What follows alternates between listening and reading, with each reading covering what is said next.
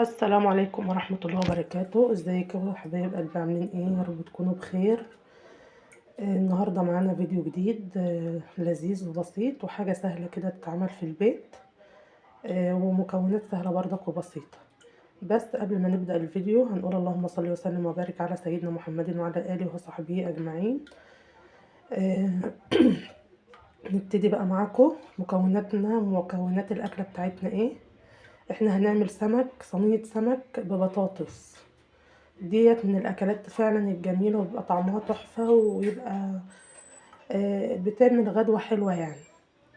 اول حاجه عندنا آه، كزبره خضراء، عندنا قرن فلفل حراق، عندنا جزر، عندنا بصل، عندنا طماطم، عندنا فصين توم، عندنا فلفل، عندنا ملح، عندنا شويه كمون وكزبره، وشويه بهارات. وطبعا السمك بتاعنا هو زي ما انتم شايفين. بص انا فاتحاه ازاي، نضيف من قلبه ازاي وعامل ازاي، التنظيف بتاعه عامل ازاي. ده بعد ما خلصته نقع، غسلته ونقعته كويس بالملح والليمون. شايفين قلبه ابيض ازاي. ولازم يكون سمك من الاصلي عشان ما يبقاش طعمه وحش. السمك الاصلي هو اللي بيبقى طعمه حلو جدا. وطبعا معانا البطاطس بتاعتنا في الصينيه مخرطينها كده زي ما احنا شايفين. هنعمل اول حاجه هنخلط المكونات دي كلها مع بعضها كله في البولة بتاعتنا دي. هنحط المكونات في البولة بتاعتنا ديت، وهنخلط كل المكونات ديت مع بعضها زي ما انتوا شايفين. هخلطها وهرجع لكم تاني نشوف هنعمل ايه. بصوا انا حطيت المكونات كلها على بعضها وحطيت الملح والتوابل وهنقلبها كويس. البولة بصراحة اللي انا كنت جايباها طلعت صغيرة على الحاجات دي. هنقلب بقى كويس زي ما انتوا شايفين اهو.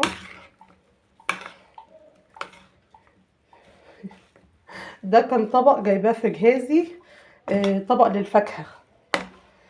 بس بقى دلوقتي بنجيب الفاكهة مفيش حاجة بتتحط في اطباق. ماشي، الحاجة بتخلص ساعتها، مش محتاجة اطباق يعني. اهو هناخد بقى نص الخلطة بتاعتنا دي، النص ده هنحطه على البطاطس.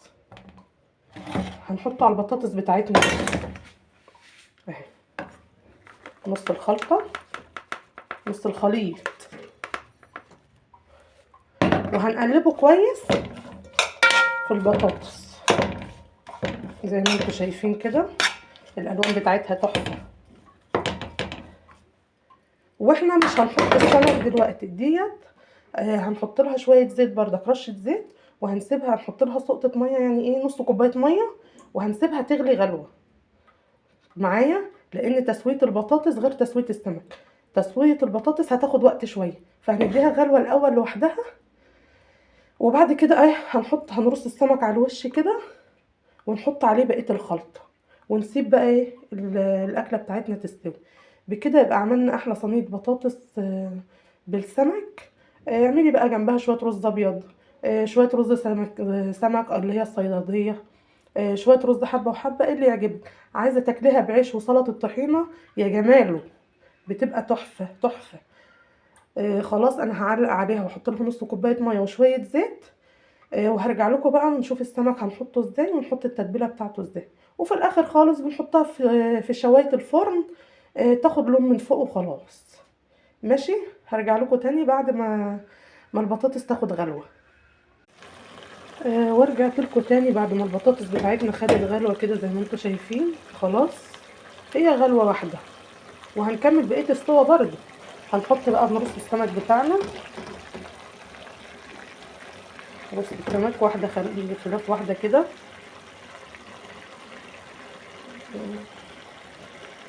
هرصه اهو، رصيته زي ما انتم شايفين، وهنزل عليه ببقيه الخلطه بتاعته. شايفين منظر السمك اصلا عامل ازاي؟ ماشي،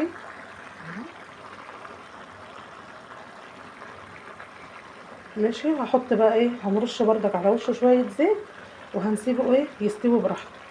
وساعه ما يستوي بقى هنحطه تحت شوايه الفرن ياخد لون. وبكده يبقى صينيه السمك بالبطاطس بتاعتنا خلصت. لو عايزه اقول لكم على الريحه اللي طالعه منها، فظيعة، ريحة الخلطة دي فظيعة فظيعة والله، جميلة جدا. جربوها ومش هتندموا. ولو وصلتوا معايا لهنا، يا ريت ما تنسوش تفعلوا زر الجرس وتعملوا اشتراك في القناة. واهم حاجة ما تنسوش اللايك. ماشي. هوريها لكم بقى بعد ما تطلع من الفرن. انا كده خلصتها وتمام التمام.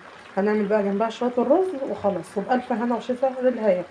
هنشوفها بقى بعد ما تتحمر في الفرن وخلاص خلصنا. يلا اشوفكم على خير.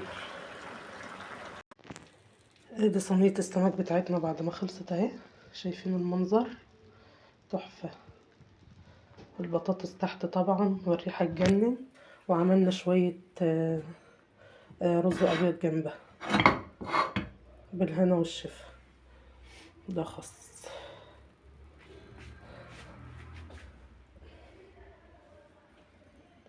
كده خلصنا الأكلة بتاعتنا وبالهنا والشفا.